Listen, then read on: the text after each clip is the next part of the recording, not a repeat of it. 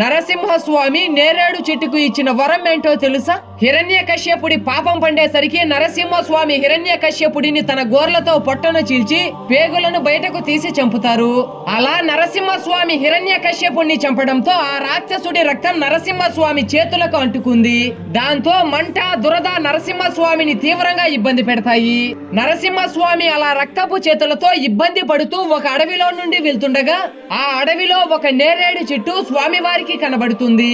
దాంతో వెంటనే స్వామి నేరేడు చెట్టుకి ఉన్న ఆకులని తీసుకుని ఆకు పసరుని తన చేతులకు రుద్దుకుంటాడు.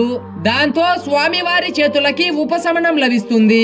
రక్తంతో తడిసిన తన చేతులకు ఆ మంట దురద నుండి ఉపశమనం కలిగించిన నేరేడు చెట్టుకి ఎవరైతే భక్తితో నేరేడు చెట్టుని పూజిస్తారో వాళ్ళకి సంతానం మరియు అష్టైశ్వర్యాలు కలుగుతాయని నరసింహస్వామి నేరేడు చెట్టుకి వరమిచ్చారు. ఓం శ్రీ నరసింహస్వామియే నమః అని ప్రతి ఒక్కరూ కామెంట్ చేసి వీడియోకి ఒక్క లైక్ చేయండి. నా పేరు కింద ఉన్న లింక్ ఓపెన్ చేసి దీపావళి ఎందుకు జరుపుకుంటారో తెలుసుకోండి.